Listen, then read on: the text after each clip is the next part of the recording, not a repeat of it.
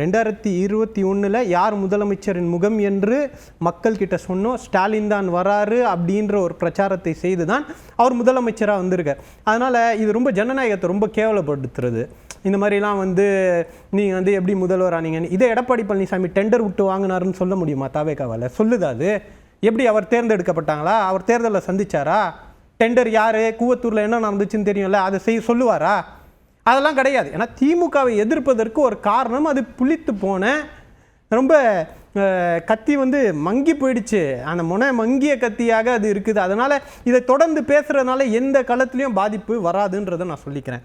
கோத்ராவை பற்றி பேசினார். 2002 நாங்கள் எதிர்த்தோம், நாங்கள் ஆதரிக்கலைலாம் சொன்னார். 2014 போய் ஏன் மோடியை பார்க்குறீங்க பிரச்சாரத்தின் போது? நீங்கள் தான் நியாயமானவராச்சே, சொல்ல வேண்டியதானே? இல்லை, கோத்ரா கலவரத்தின் போது அவர் உடன்பட்டிருந்தார், அதனால் நான் அவரை சந்திக்க மாட்டேன்னு சொல்ல வேண்டியதானே? ஊழல்ன்றாரு. அதிமுகவுடைய ஜெயலலிதா அம்மையாருக்கு ஏன் 2011 நீங்கள் ஆதரவு, உங்களுடைய மக்கள் இயக்கம் ஏன் ஆதரவு கொடுத்துச்சு? கன்விக்டாக இருந்தாங்க டான்சி வழக்கில், ஆல்ரெடி சஸ்பென்ஷன் ஆஃப் சென்டென்ஸில் இருக்கிறப்போ நீங்கள் ஆதரவு கொடுத்தீங்க. இன்றைக்கி ஊழலை பற்றிலாம் பேசிக்கிட்டு இருக்கீங்க. இதெல்லாம் பேசிக்கிட்டே இருக்கட்டும். தினகரன் வழக்கு, லீலாவதி கொலை வழக்கு, தாக்கி வழக்கு எல்லாமே நீதிமன்றத்துக்கு போய் அவர்கள் தண்டனை பெற்று விட்டார்கள். இப்போ அதை பற்றி பேசி யாருக்காவது காப்பாற்றணுமா? எதாவது செஞ்சோமா?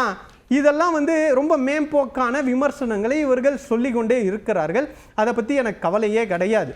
ஆனால் மக்களுக்கு இங்கே ஆட்சியில் இருக்கக்கூடியவர்களுக்கு மிகப்பெரிய பிரச்சனையை சந்திச்சுட்டு இருக்கு. இந்திய ஜனநாயகம், குறிப்பாக தமிழ்நாடு ஒரு டார்கெட்டட் அட்டாக்கை நோக்கி போய்கிட்டு இருக்கு இருக்கக்கூடிய ஒன்றிய பாஜகவால்.